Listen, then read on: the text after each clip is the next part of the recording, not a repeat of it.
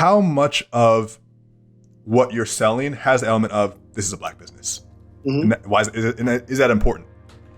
Yes, it is. I mean, because it's always the person behind the business, right? Because, like I always say this, and it's very true. We're the biggest consumers in the world, right? But we don't produce anything, right? You posted that on Instagram. Yes. So that made me so mad. Yeah, it's very true. Everything from our community is overly extracted, but nothing's put back in. That's because we're not producing anything. So if you, our country where you don't produce oil and you got to buy oil from other people, what's going to happen? They're going to get rich. And they say about New Jack City back in the day, you don't, and the poor don't get a damn thing, right? Only imports, no exports. Exactly. Exactly. There's 40 million Black people in America right now, about 40 million. Yes. And we have some of the biggest per capita spending, consumer spending. Yes. We also create, I'm biased, but I would say the majority of the culture. Like, absolutely. We're creating music, we're creating sports, we're creating entertainment, and we're some of the most popular, high grossing, most anticipated performance. I mean, yes, everyone knows this. So we're making all this for everyone else. Meanwhile, most of the businesses that we're a part of, we don't have an ownership stake in. Well, hey, that's, I mean, you know, speak, I mean, you know that. Yeah. Oh yeah. Let's start with a curveball question.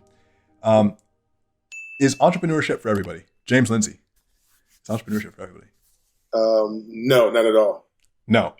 Entrepreneurship is not for everyone because it takes a person that really understands that you have to be the same guy every day, whether your peaks are, at one point and your valleys are at another point. You still got to be the same consistent guy, be getting up every morning, every day, and putting the work in. If you don't have that, then go get a regular job. Well, I mean, consistency is the thing I think humans have the most trouble with, period. Right. Absolutely. Because again, a lot of times, you hear the slogan, find your purpose, find your passion. It takes time. It takes time. You have to go through trials and tribulations to find out what you really love to do, and that's really the truth about that. What I get from that, I mean, we'll talk about more specifically your experience, but what I'm kind of thinking about the philosophy right now of entrepreneurship. What I get from that is you have to be able to fail enough times to find what it is that you're good at, what you're bad at, what you like, what you don't like, the right types of people that you want to be around, the right types of situations you want to be in, the right types of products that you like.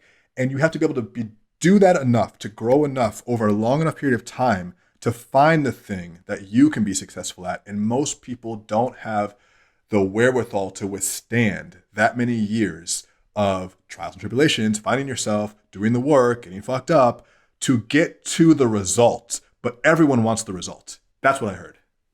Absolutely. I mean, everybody wants the result, but everybody don't want to do what it takes to get the results. I was raising my desk. Yeah, I mean, everyone wants to participate in the outcome, but they don't want to do the work to get to the outcome. They want to be on stage with Snoop and everyone at the Super Bowl. Yeah, we did it. Right. But it's 40 years of work, Okay. So I will tell the audience a little bit about my perspective on just the products that I have known you for, and then we can dive in. Okay, cool. So everyone, this is James Lindsay. He is well known for a host of consumer product brands, but specifically one called Rap Snacks, which basically utilizes the existing brands of artists and entrepreneurs to promote the product, which is pretty smart. And if you look at, there's a great book by Jack Trout and El Rios called Positioning, and another one called 22 Immutable Laws of Marketing. And in that book, they talk about being able to hook your brand to another brand or another concept that's already in someone's mind. And that's why I thought that this was such an innovative product, because you took things that were already naturally viral. They're doing the marketing for you when they're creating hit songs, and you're attaching the artist's face with their permission, which creates a partnership, onto these products, and then the culture markets it for you. And so as soon as they see your product in the store, they immediately think of the artist, which they know and love, and they just buy it. And they also like the taste. I think that's genius. That is how I originally came to understand your, like, who you were. And then I looked back on your resume, which your team sent me, and I saw that you'd been doing this for 25 years now, and that you had experience working with in other consumer product goods before then, and that you also have a now like a family of consumer brands, and you have all the other stuff you're doing. So, okay, so in lieu of all that, can you please start from the beginning of how you got to this point? Mm-hmm. Yes. Yeah. Well, starting out initially, I started out in Philadelphia. Like you said, I worked for a company called Johnson Products. Mr. Johnson at that time was one of the big black-owned brands in the country. They had Ultraseam, besides, all these hair care products. And I was able to come right out of school and really work for a black entrepreneur who I can see success through my own eyes, through him, which taught me a lot about marketing, taught me a lot about developing brands. And I took that knowledge and went to other companies. But in the back of my mind, I was like, I want to be like that guy. But I don't want to do hair care. Yeah. What other products can I do besides hair care? So it brings me to the other, I always talk about loving what you do. I'm a snacker, man. I love snacking. Right? I just love snacking. So I was a kid that would go into the corner store and buy 25 cents bags of chips, put them in one bag, shake them up, and I'm home watching the game. I'm doing, I know exactly what you're doing. Yes. You're not knowingly in your mind that it's creating taste buds that eventually I was going to use to do all these wild and innovative flavors that we have on Rap Snacks today. So when they say trust the process, it really was a process, getting here and understanding how to develop a brand. And like you said, how to attach my brand to other brands that makes my brand bigger. Who was the first musician that you attached yourself to? Well, the first musicians, plural. Musicians? We had a deal with Universal Music Group, which we put Nelly, Lil Wayne, Master P. We put all of these artists in the bags. And before that, our character in the bag was called MC Potato, right? And I sold a lot of products with them. That was my first two flavors I put out was called Barbecue on My Honey and Back at the Ranch. And I sold a lot of products just with that character on it, just a character. Yes. But I felt like it was time to, because ultimately you got to show people the success of a brand without, them envisioning what I had in my mind. I said, eventually we're going to have real artists on my bags, but I got to show them that I can create. So that was your MVP. Absolutely. Absolutely. How did you differentiate when you're going to, I assume that you go to different vendors, you say, this is the product that we have. Do you want to buy it for your stores or for, wholesale or whatever? How do you differentiate? Because there's already Frito-Lays out there. How do you? Well, I mean, first and foremost, we have the artists in our bags, right? So that's a point of difference. Well, before that, when you just had the. Oh, so okay. Before that, it was actually the flavor profiles, because and it still is today. That's our flavor profiles, right? I mean, we have barbecue with my honey, right? Now everybody had a plain barbecue. Everybody had a plain ranch, right? But we have sour. Okay. We had a back at the ranch. So they're like, what is that, right? Because what is back at the ranch? What is barbecue with my honey? So with that language and that marketing, they were in their minds like, well, let me try this. And you let them taste test as you were going around, and they said, oh, this is better and different. Exactly. In addition to that, it was Rap Snacks. So at the time, 26 years ago, rap was starting to peak. People were like, really like, oh, well, hey, this is part of the culture, Yeah. and the first 2 days that I had that product on the marketplace, I sold 800 cases the first 2 hours. I mean, two How many in a hours. case? In the case, there were 24 in the case. Wow. 800? 800 cases. To Yes. who? To my distributor, and he was selling to what they call independent jobbers, who they go and buy the product from them. They go Uh-huh. to the stores. Uh-huh. Right? And this is what the first run of branded Rap Snacks products with Absolutely. UMG's artists. Absolutely. And absolutely. And let me back up too, because when you believe in something, it's always an extra factor that's factored in what people don't really realize when you are successful in the Yep. business. When I thought about Rap Snacks one day, I was sitting there thinking about, how do I, do my own business? And when you're a true entrepreneur, you're always overthinking. You're thinking all the time. You can't sleep. Yeah. You're thinking about Yeah. this idea, that idea. Oh yeah. You know, I know that.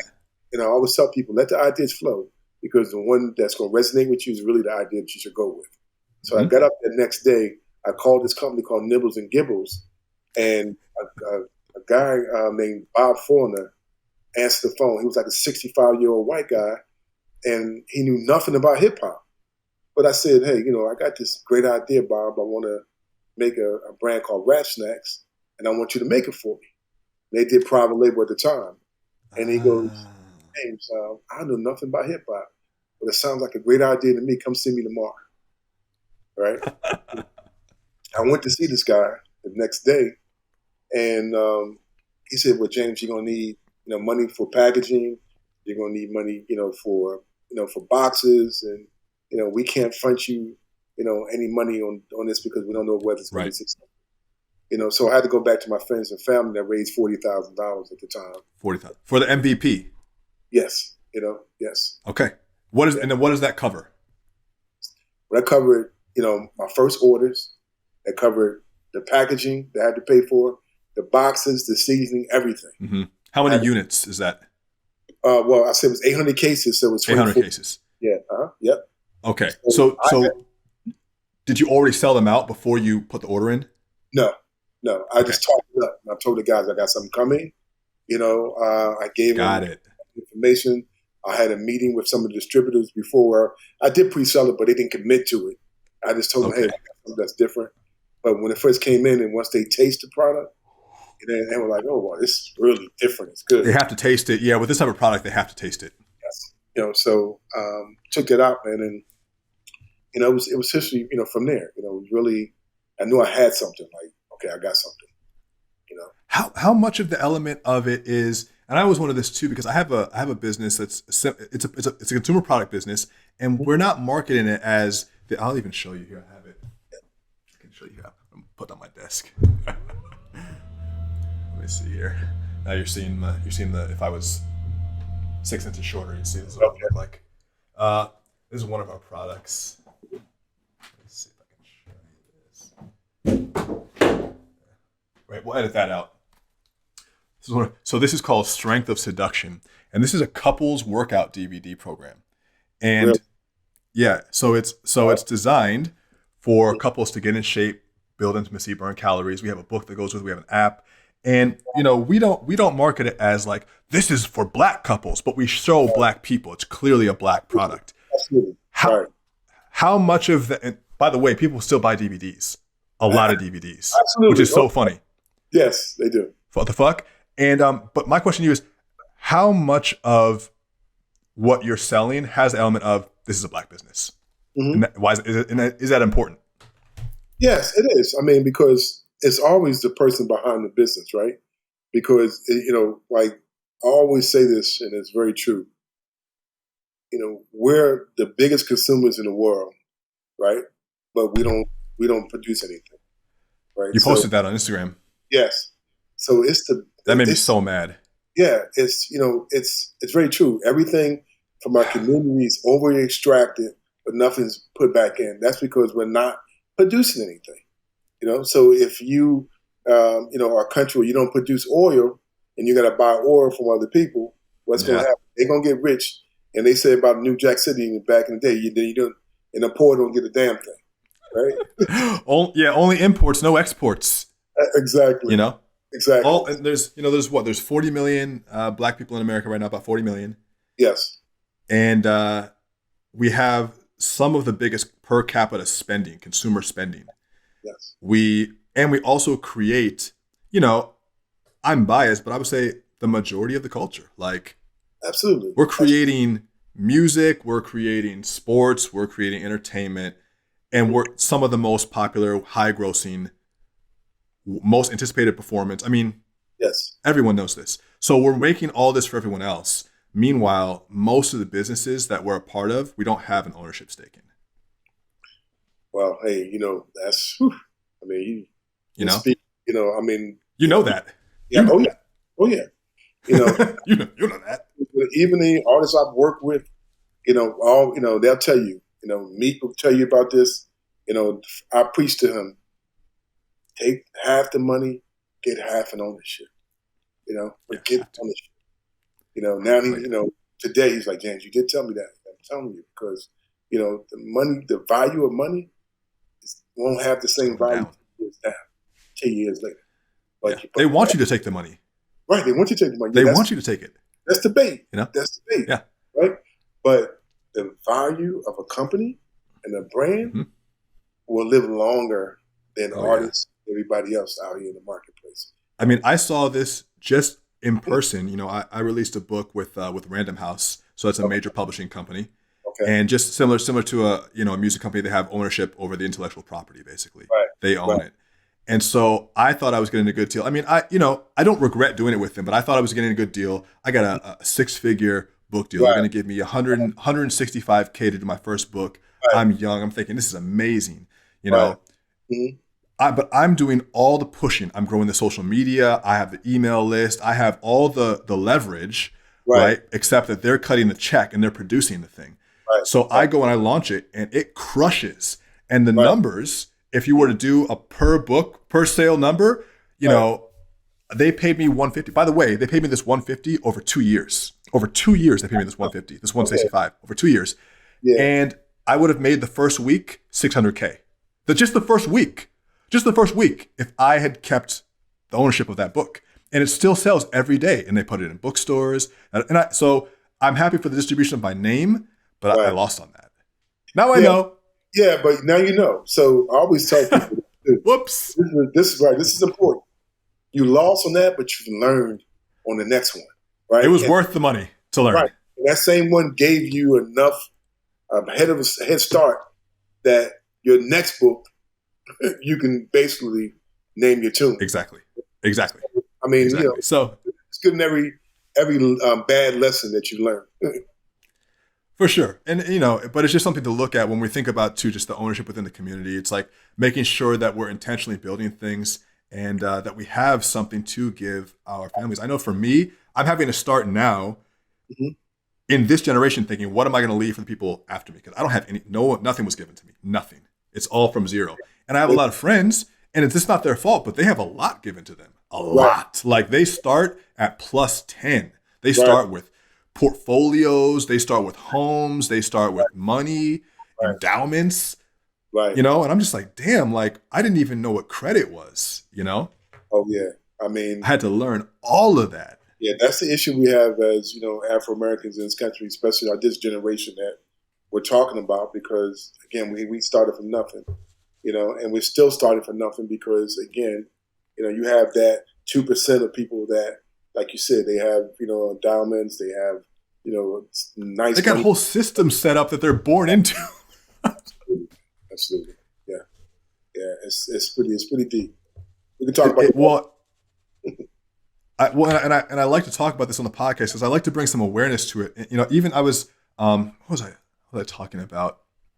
I have a friend, one of my best friends, white guy, great guy, love him, and but there's a certain awareness that isn't there to people who aren't living in that world. So, for instance, he went to an antique shop, and he thought that it was there was a cool little set of shackles that he would buy, and as a nice cool antique, and he put them up on his wall. And I walk into his house, I'm like, whoa, what the fuck is that, bro? Like, that's giving me PTSD just being here. Like, what the fuck is that? He's like, oh, isn't that cool? I'm like, yo, like, my Right. spider sense is going crazy right now. And I had to explain to him why this Yeah. would be, and he was like, oh, man, yeah. And I'm like, yeah. So I think people don't even realize the privilege that they will come into, the knowledge and understanding that is passed down to them, that they see as normal, that, you know, oh, doesn't everyone have a savings? Doesn't everyone have a college fund? Doesn't everyone's family help them get their first house or car? No. Some Right. people start from everyone before me was in prison, you know, or on drugs. And I'm ground zero, Very true. you know, and that's a different type of hustle. Very different. Very different. I definitely You know? agree. Mhm. What? So, okay, over 20 plus years, you know, you've continued to grow this brand. Now you have like a whole bunch of different consumer products. What's Right. the entire spectrum look like? What is it on a daily basis? You know, how many products are you managing? Like, how many brands?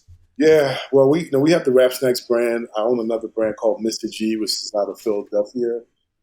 It's a snack food brand that I've owned for a What is long it called? Mr. G Snack Foods. Mr. G. Okay. Right? And then I have a brand of wine called Wifey. And I'll put this up. Yeah, Wifey. Right? The Yeah. brand name. Oh, I know exactly what you're doing. How did you come up with that name? You know, I mean, I just felt like It's so good.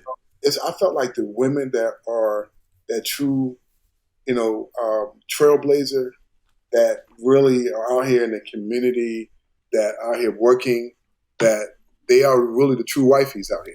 You know, they're driving, that initiative, for that powerful, woman out there that, is, getting past all the stereotypes of, oh, well, I'm a housewife and I can't do X, Y, and Z. So the wifey, they're like the next level of women, man. That's what I came up with. I'm laughing. If you're listening to this on audio, I'm laughing because all of that is true. And the branding. Let's talk about the branding. You Yes, know who you're targeting. The absolutely. name, the colors. What type of is that a rosé? Absolutely. It's a rosé. Rose. I know for a fact if my wife saw that in a store, her eyes would immediately zone in Yes, on it. She would see it and would put it in the basket. absolutely. That is why I'm laughing because you're like so casual about it. Like, oh, this is just a brand for for the nice, powerful women out there. But like you have honed in on an avatar and that's how you sell, man. Oh, yeah. That's great branding. You gotta have that because if you don't have $1 billion of marketing money, you got to have something, an idea that's going to be You, instantly, and it's an emotional connection. Everything I do is a commercial, is an yeah. emotional connection. From Rap Snacks to Wifey to anything I do, it's like, hey, how do I create that emotion in that consumer where like, oh, I got to try this, and when they try it, trust me, they can come back again. So okay. Let me draw this picture here for the listener because your products, especially the ones that are these consumer brands, where you're eating them, it's food. Right. They're going to be compared to everything else that's on the shelf. And if all of your packaging or the hooks for your products or the way that they're positioned creates that difference where it's not like anything else on the shelf. Right. And that is the real value. Now, just like, for instance, like a click through on a thumbnail on YouTube, 80% of the people stop at the barrier. They're not going to buy, Right. of just the packaging of it. But if you can get through, and if you can get more people to like click through, which is to buy in your case, to buy your thing, then the conversion is the taste. The click through is the packaging on the bag. If you can get them to click through by having a good packaging, that's step number one. Step Yes. number two is to convert with just the taste, and it has to be a good taste and a unique taste enough that they're like, well, even if it maybe is a little bit more expensive than Lay's, I don't know if it is, I like the taste better, and I'll Yeah. seek it out. Yeah, it's not even more expensive than Lay's. I mean, we try to stay Okay, well then, guys too. great. They're the big bad wolf, so we try to stay underneath those guys. Well, you want to get bought by them eventually, right? Isn't that I mean, maybe you don't want to sell, but wouldn't that be the goal? I mean, they always say everybody, you start a business to sell a business, right? Right? Yeah. I mean, you've been in 20 years. I'm sure at any time, Yes. you don't have maybe the deal that you want yet, but I'm sure any time you could call them. But you want them to respect it and give you what you get your money. Absolutely. I mean, I talked to a friend of mine who sold his business today, and we were talking about the subject, and the subject was basically we were saying, hey, I'm enjoying what I'm doing too. So, and I'm making Yeah. money at the same time. So Right. when You don't you're have to sell. doing and you're making money, hey, you got to make me an Oh, offer that I can't because refuse. you're not going to start all over again. You're already doing this. It took 26 years. What are you going to do? You know, It's not going to happen. you're already making cash flow from the business, but at some point, Oh yeah, everyone, I mean, if you have, but that's why I like your brands because they're like, you could potentially even just sell off one of the lines and keep another line, absolutely. I mean, versatile.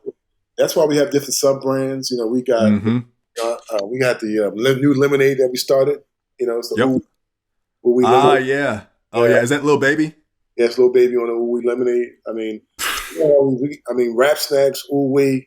I mean, we got all these different brands that are sub brands that eventually will become their own brand, right? So, and we're thinking down the line, outside the box, on everything we do. And we have an all in flavor, which is, we do an all in hot, we can do all in cheddar. And that's another brand. It's Where just do you, on and on. if I were to guess, I don't know this for a fact, I'm just going to guess, Sure. most of your sales come from the Southeast and Texas. No, No? no, no. Okay, tell me. I'm interested. I mean, our core and our business used to be the East Coast, right? East Coast. Yeah. So like Southeast, like, Yeah, that's where I started at. yeah. Now, the South and the Midwest, pretty huge for us. The Midwest. Yeah. Yeah, they're pretty huge for us. I mean, our product does really well. Atlanta is our number one market. That makes sense. Yeah. Yes. I was looking at like different types of demographic data for like when I was looking at like Comcast advertisements and different types of demographic data. Oh well, the AA audience in this area and then advertising in this segment. So I'm always interested to see where the audience is concentrated and where Atlanta obviously. Yeah, I mean, but LA is really big for us too. It's. I mean, we're like, if you think about Rap Snacks, just think about the culture of hip hop and Yeah. where it's concentrated on, because this product is just not black people buying it. It's the people that are Yeah. engulfed into the culture of that. So we sell, of course, Atlanta is the hub of the culture now, right? So of course we're going to do really well there, but we do well in a lot of other areas that you'd be like, wow, maybe so. We sold product over there in Oregon. Do people like consumer behavior? Now we're just talking nitty gritty. Do people order potato chips or soda or things online in Yes. advance? Oh yes. Really? Individuals? Yes, they do, and we're just starting to I believe it. do a lot more online, direct to consumer, and yes, they Yeah. do. They do. I mean, Would it be families? oh yeah, oh yeah, oh yeah. Yeah, I believe it. Snacking, man, is the number one pastime, man, with music. That's true. We Yeah, well, with Rap Snacks, snacking, and music. We combine with both of them. So we're ahead of the curve when it comes to that. I definitely think so, and I think that one thing I'm curious, and I'm not sure if I've seen it yet. Have you guys tried product placement and putting it either in different like television or music? Yeah, Maybe you probably already have. we've done it for a long time. If you go back, we've done a lot of stuff like that, but we're going to be doing more in the future. But it was more organic. People were asking for the product and just put it in because they just love the product. Yeah. One thing I'm curious about your opinion of is I have always said for years that most businesses have the same problems, and they're completely different and exactly the same. So you might have your business and it's completely different from what I'm doing, but we're going to have similar problems depending on what stage of growth we're at. Mm-hmm. What have you found from your journey in terms of like maybe a few big ahas? Because as you've evolved over 26 years of learning, Right. have been some of the big points along the way where you thought, oh, that was an important lesson, especially as someone who is looking back now on a career that is evolving, but I would say successful. Yeah. The first and foremost is distribution, because you can have the best product in the world if, like I said earlier, if you can't get it in people's hands, it's definitely going to be an issue. Physical or digital, depending on what your thing is. Absolutely, absolutely. So, I went city to city, finding distributors. Now, we have 40 to 50 distributors up and down the street, just in the inner city areas around the country. We have all other distributors, the McLean's of the world, all these guys who sell to Walmart and sell these other big chains, but it's like, I didn't know how important, how hard it was. I knew how important it was, but how hard it was because, you got a product like Rap Snacks and nobody understood it. I'm like, well, why should I distribute your product? Right? So they like life, or, they can be, dictate whether your business continues or your business dies.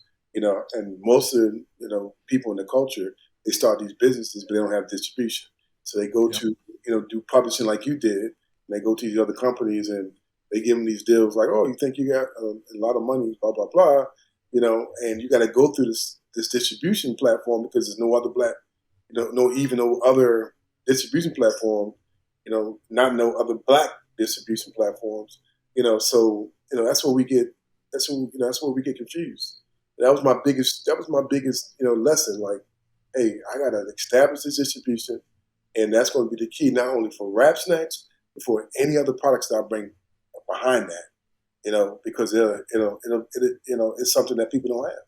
And was that just a matter of building the relationships, of having a great product and then building the relationships with people who ran those distributors? Yes. Mm-hmm. Yes. Yeah.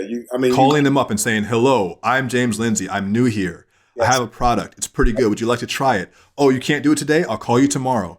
When can I come by? I have a product. Like that. Oh, but you missed the point. I'll send you samples and I'll call you back. So and once you taste that, you're going to be calling me like, James, you didn't call me. Like, I love this product. Yeah. So, that was I would call them, but I'm sending samples. The next time I call them, it's going to be. What was your hit rate? When you would send out a product, how often would they want to distribute for you? And it was at least 90%, Oh, well, then you knew your product was a winner. My product was a winner because, yeah. And I think the best form of advertising for any brand and product is putting your product in people's hands. Well, once they try it, that's key because the great packaging couldn't have helped a shitty product because they would have had to try it eventually. I always say you can put Jesus on the bag. That product don't good. They're gonna be like, Jesus, I love you, but I'm not. But in our culture, we do a lot of fake it till you make it, shiny shit, Instagram, right. Not the real shit, and we think it's going to be enough. It's not enough.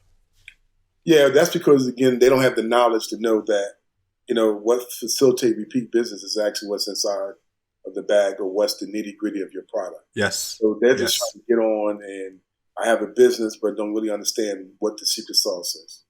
You have a hustle, which is not wrong, but it's not. Right. It's the hustle. The hustle is the first part of a business, and right. Sometimes you never turn it into a business. Sometimes it's just a hustle. Absolutely. Yeah. That's why I brought you on. Also, you make money. You just make right. Yeah. And that's why I brought you on because you have 2 decades of experience, and people need to know that it's not enough to just have a hot product. We were talking about this before going on air. Mm-hmm. It's not enough to just have a hot product. It's consistency over time, showing up, and having a product where I would assume that your product is also getting better over time. Oh, absolutely, man. I mean, it's getting better and better. I mean, our hit rate is crazy right now. I mean, all the new products we put out, 2 or 3 different products in the last 6 months. You are putting out new ones. Yeah, I keep hearing. You'll have these big companies. They might put out 4 or 5 products a quarter. We putting out 12, 13. Snoop just put out a product with you guys. Yeah, it's not out yet, but it'll be coming. This is the yeah. Are you going to do anything in the digital space? In the digital space, everyone's doing NFTs and stuff now. Oh, absolutely. I mean, yeah. I mean, they got so many companies out here, man. We got to find the right situation and make sure it's on brand. Yep. And I got all these companies saying we can do this and do that. I'm like, let me take my time with, because here's the thing, you only have one shot at it, and we want to make sure you have to do it well. It's doing well and it's calculated. Yeah, you have to do it well. I'm also waiting to release anything because I'm like, if I do it, it has to be well done. Well done. Well done. I'm not going to rug pull anybody. I'm not going to fuck anybody over. So it has to be done well. And I want it to work. Right. You know, because you got one shot at it, man. You know what I Yeah, mean? you got one shot. And if it works, you got another a part of your business that you didn't have that's the day before. You know what I'm thinking about doing, and I want to get your opinion on this Yeah. now that we're talking about digital for a minute. This is what I'm testing out in April. I'm testing out doing some of these interviews in the metaverse. So we're actually going to use the Facebook Oculus headset, and I'm going to construct, I'm already working on this, a digital New Wave Entrepreneur studio set with my logos, Right. chairs, and I would, for instance, mail you an Oculus. We could sit in the digital studio and have the interview. I would Right. stream it on the different platforms, and you could watch it. And as you watch it, the video would cut between us live like this, wearing the headsets, and us in the metaverse having Right. the conversation. Mm-hmm. Does that sound stupid or does it sound No, good? no, I love it because see, here's the thing with the metaverse and all this new technology. The biggest issue that you have with our average consumers, they don't understand. So once Right. you show them and you put them in that setting, then you're converting new customers Yes. like that every day, and that's the biggest thing. They're like, what? Like they don't understand what a metaverse is. Well, Me we're neither. like so the first ones out there that can make it simple, but also get these guys to really understand like, oh, it's not that hard. This is what it is, and you can join Yeah. this because it's all about Give building them the metaverse, right? So yeah. you converting, and when you convert these guys, is really bodes well for your brand. That could be a lesson for you that, or a lesson that you could also give to other people in terms of converting people. You Right. have also used your brand to convert people. Absolutely, yeah. I mean, and that's what's so scary about our brand. We're like the new wave. We're like the new Tesla in the marketplace. That's why I didn't know that you were 20 plus years old. I was like, what?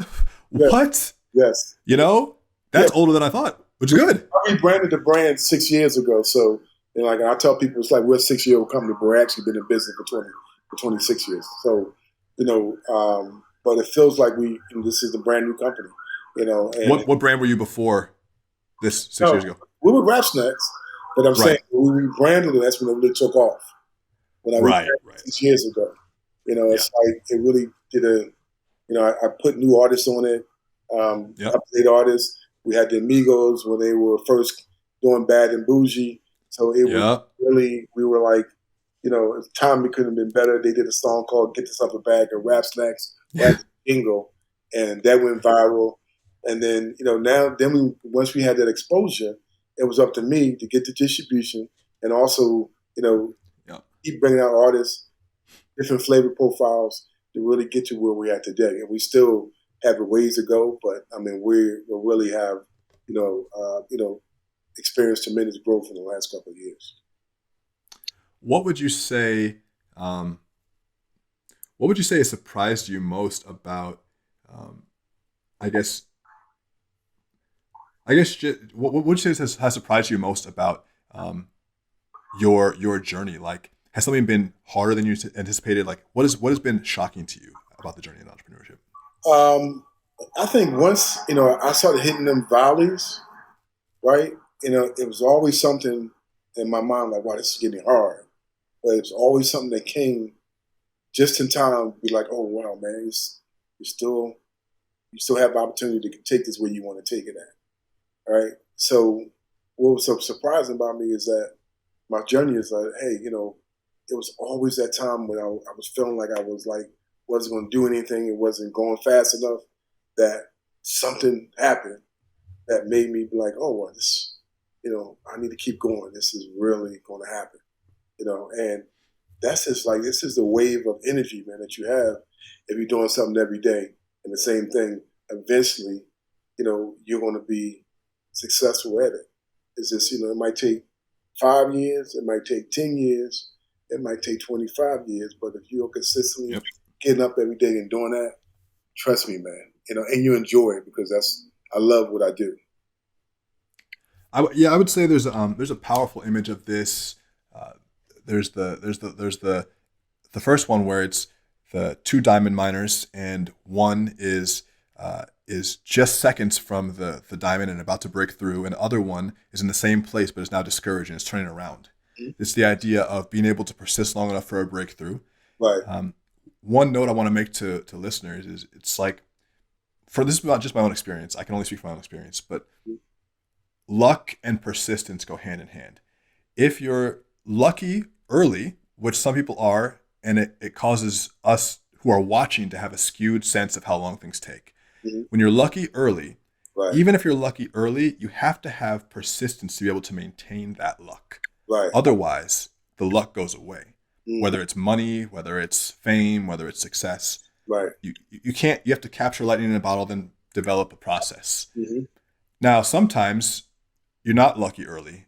And in that case, you start with persistence. Got it. And then over years, it ends in what looks like luck, but it's not luck. Right. It was the cumulative buildup.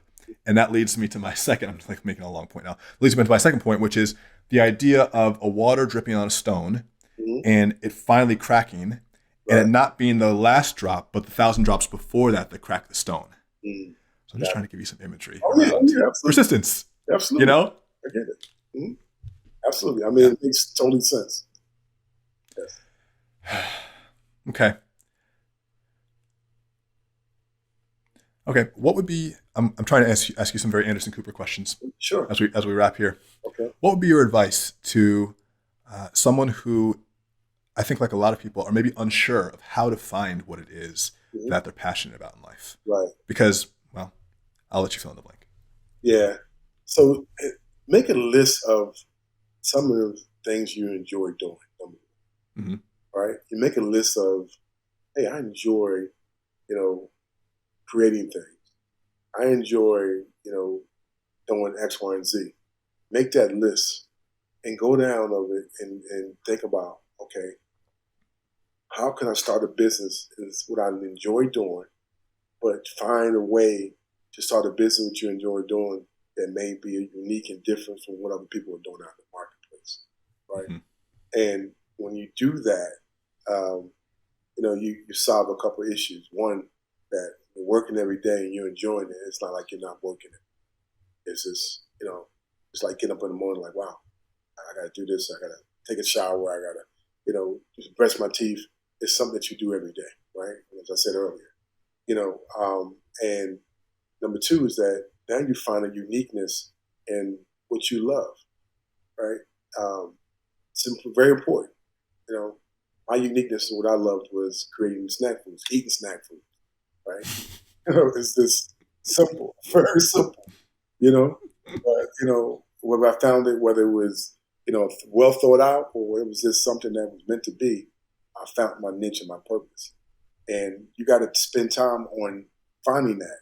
It's just not going to happen overnight. So it's called preparation, preparing, thinking, meditating about what you really love to do.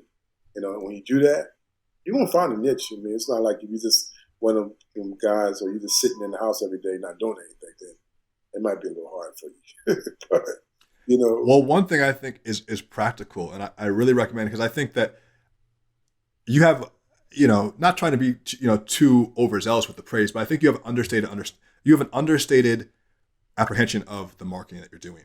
I would encourage people to go out and read some of the books. I'll put some in the show notes. 22 Immutable Laws of Marketing, Positioning. There's another one called Category King, I think.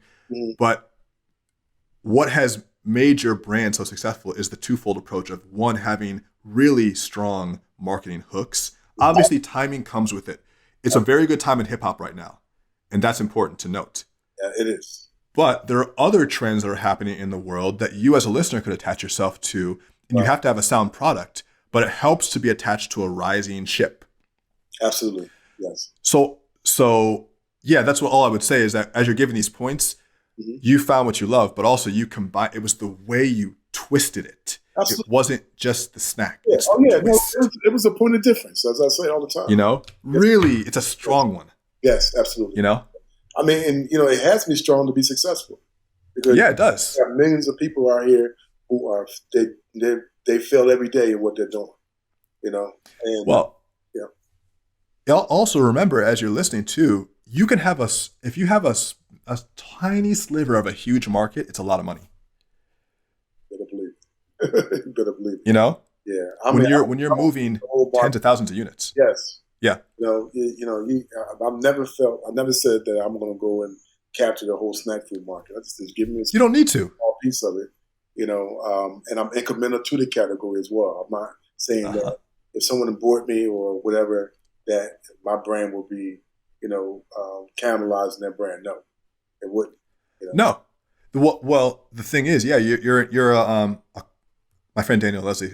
We call it a culture ad. You're adding to, Right, So if someone buys your brand, they're basically buying that demographic. They're saying, well, they're buying that market share that you've developed, that right, 1% or whatever. absolutely. Can you give us some ideas on like how many units you've moved on your best year, what your averages are, like what's to expect in an industry like this? I have no context for this Yeah, I marketplace. mean units. I mean we sell hundreds of millions of units, but now, Yeah, I mean, that's back, bizarre to me.